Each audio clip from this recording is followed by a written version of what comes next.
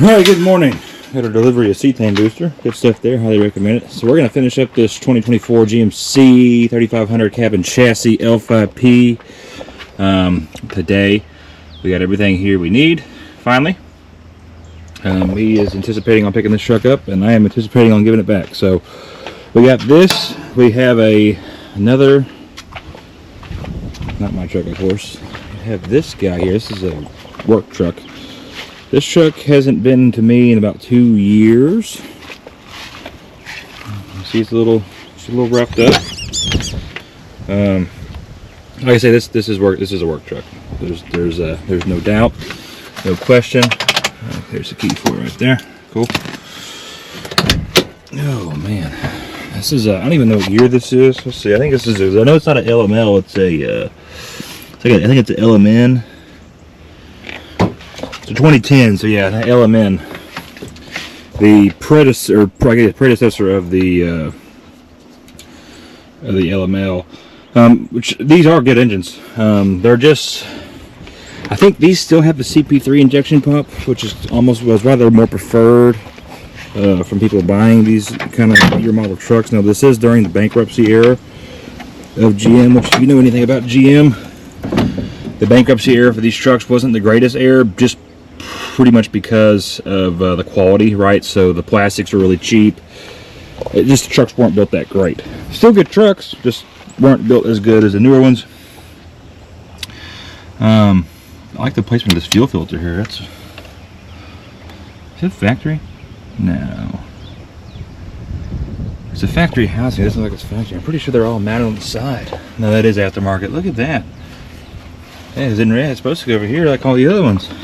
Sure enough. You can see the mounting rack right there. That's nice. Yeah, whatever aftermarket company does that.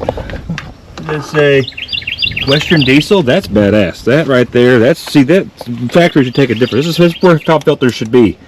It's like the IDI and the 7.3s. Filters right on top. That's the way it should be. This truck is emissions deleted. I don't know the mileage on this thing. I know it's high. I know it's very high. He wants me to give it a good look over. So it's going to stay with us for a while. Let's see. Yeah. There it is. Service 4-wheel drive. I figured there's going to be a bunch of error codes. I'm going to turn the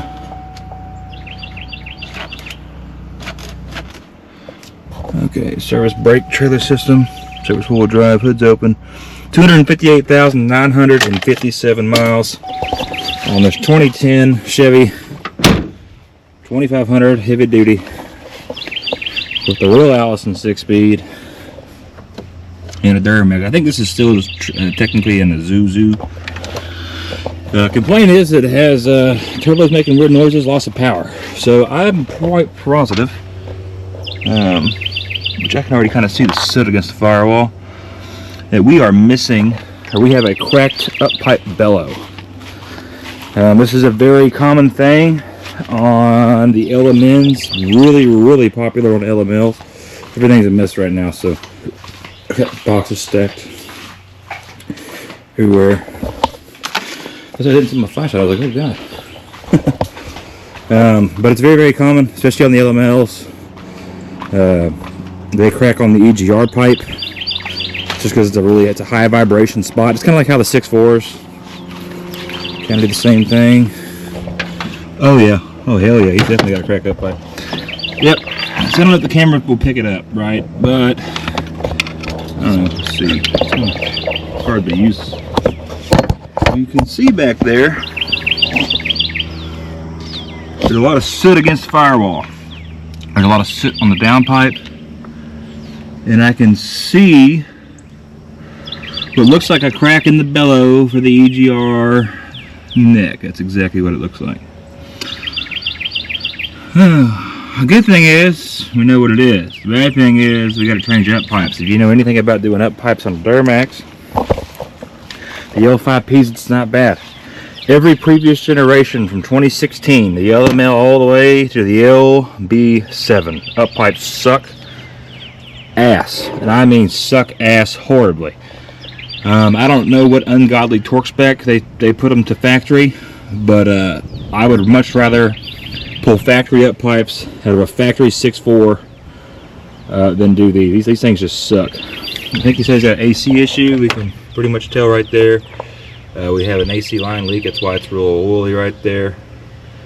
So I would definitely recommend that. We're gonna, like I say, he wants us to get a good look over. Pretty sure it's the up pipe's leaking. Well, I say pretty sure. We know now. I don't think there's any other main leaks on this truck. I don't see anything too crazy. Nothing looks too bad. I don't really see any bad leaks over here either, which is good to see. I'm sure when I hook this scanner up, we're going to throw 1,000 codes because the service four-wheel drive's on, all that good stuff.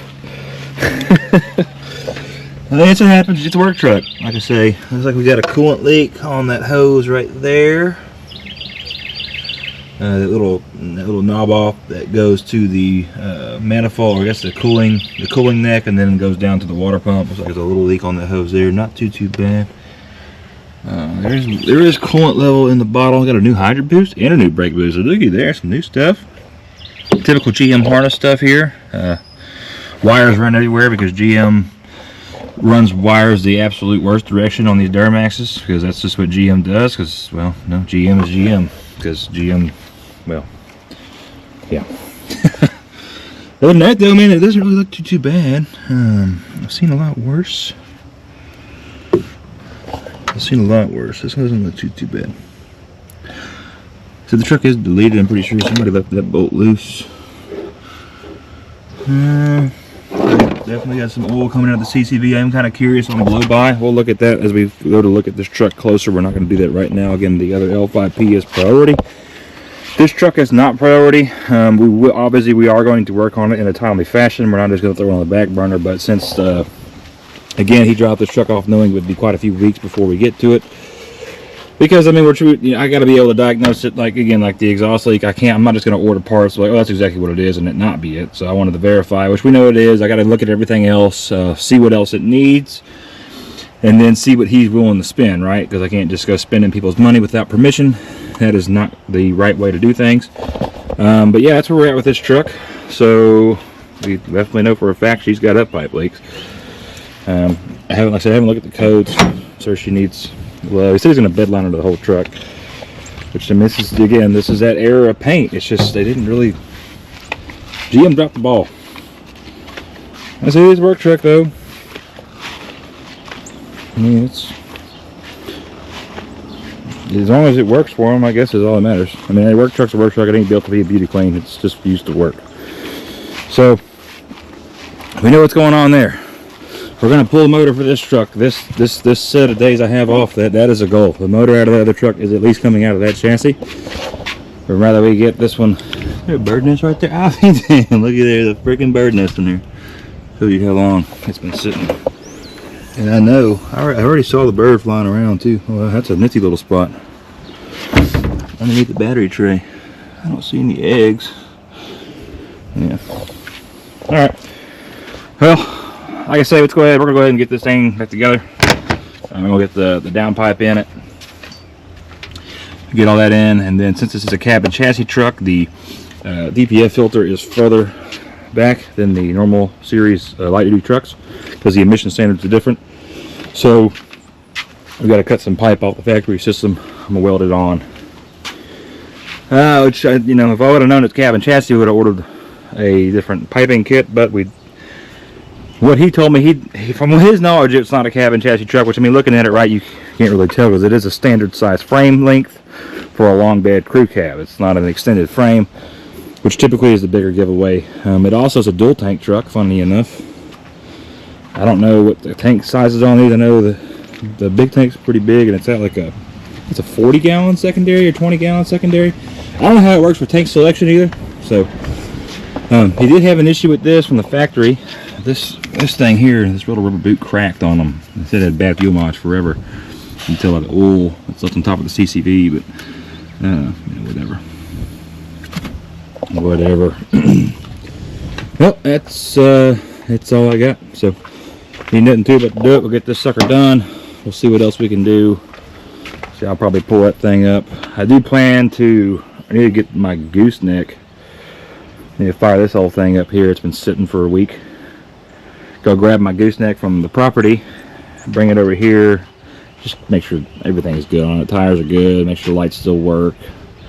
Trailer's hasn't been used since last since before last September. It's been sitting still for a minute because I've just been working a lot, so I need to get it up here just to make sure everything's good.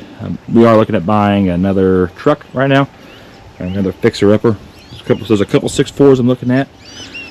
One of them has a fuel pressure issue, or fuel pump issue, which is really the one I'm going after because I happen to have sensors coming that truck will be a prime runner-up to test those new sensors. So again, keep up to date with me on that. If you are a 6.4 guy and you need 6.4 parts, I'm going to be making quite a few videos on how to change the sensors on the pump and how to diagnose a pump issue, whether it's a mechanical issue or a sensor issue and whatnot, and what to do and how to do it essentially. So I am going to put a lot of power, a lot of time into the 6.4 fan club market, whatever you want to call it. I think they're just really neglected. There's really nobody that likes. It's like the Duramaxes to me. I mean, there's really no, and this is just in my area. There's nobody around here that is like. We have we have 2 power stroke shops within my area that are very, very biased to power strokes, and that's all they work on. One is in Houston, which are pretty easy to look up. They're one of the bigger guys. The other one is actually local here, within just one town over. And I don't, they're very industrialized. I mean, obviously, like, I'm just a one-man guy. This is all I do.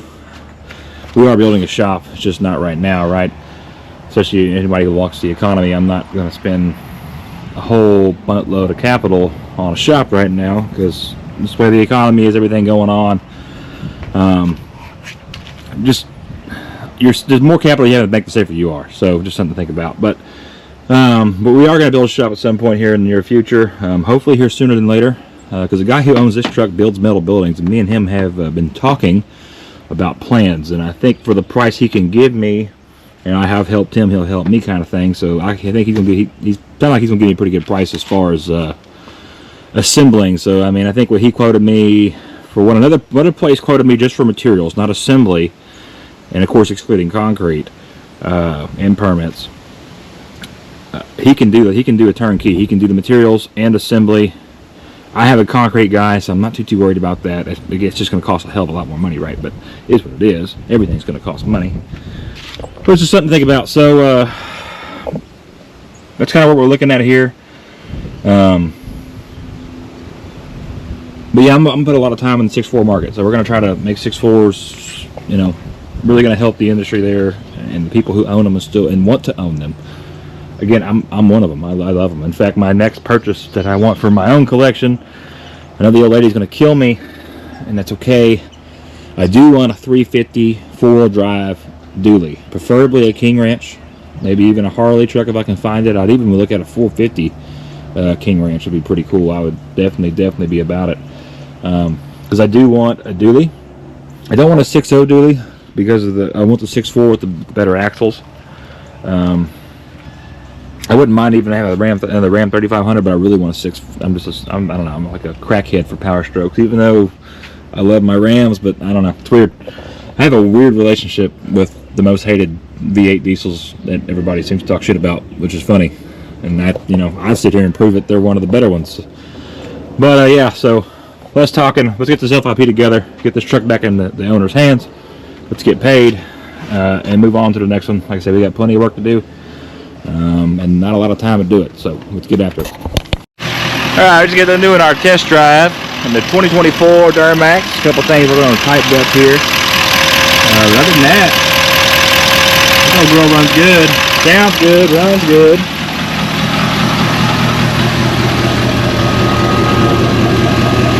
A little rattle noise back here. Forgot what's going on with that.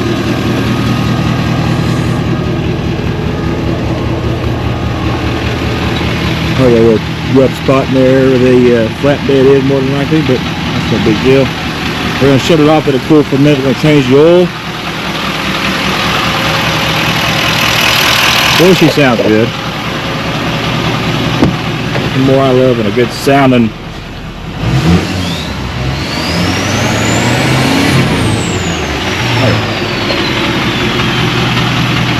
bonita. Cool. Well, like I said, we're gonna let it cool down a little bit. I'm gonna bring that other Duramax over here. We're just gonna kind of start looking at it, making sure everything we find is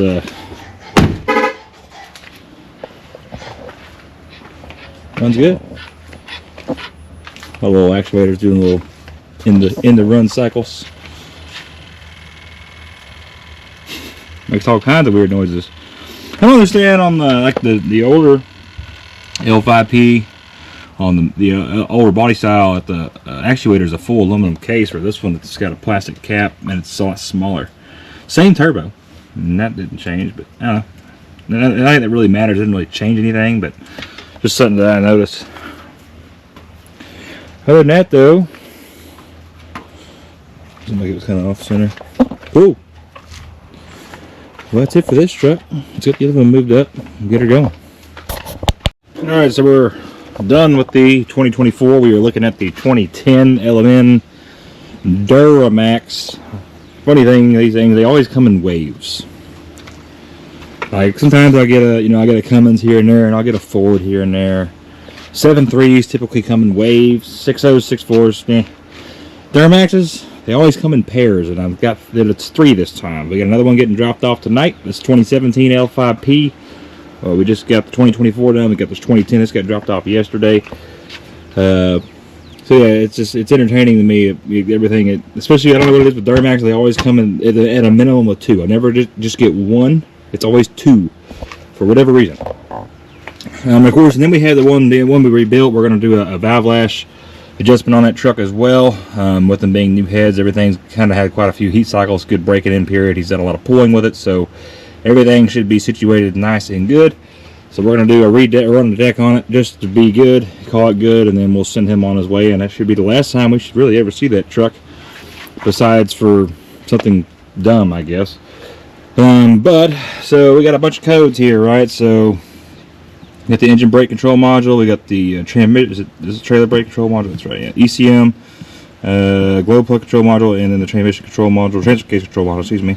We have the HVAC here and DDS, driver door switch. I don't know why that one even had code, but whatever. So green means no codes. Blue means that the module is actually there. Of course, I don't really. I'm not going to open the module for the radio or for the digital radio receiver. But these two here have the same code. The transfer case, so we got system configuration error, calibration not learned. So sounds like the transfer case actuator itself on the transfer case is failed, which is pretty common. Plug control module, this is going to throw the same code as the ECM typically, which is what it's doing. So we have a P0128 engine coolant temperature below. This is an active code. So, as I would expect, a truck with this many miles, thermostats are stuck open. Water and fuel. That could be a blip. This filter looks like it is newer. It was showing a history code, but it could be a bad sensor in that is known to happen. Glow plug 6, glow plug 8. Glow plugs, everybody knows that they fail. I'm sure it needs them. These are probably, if I was a betting man, I damn near guarantee these are factory glow plugs. Of course, in this guy, he doesn't have fender wells on this truck, so you can pretty much see the one there. There's one behind the shaft. There's one right there, and one behind that charge pipe. So those probably need to be changed.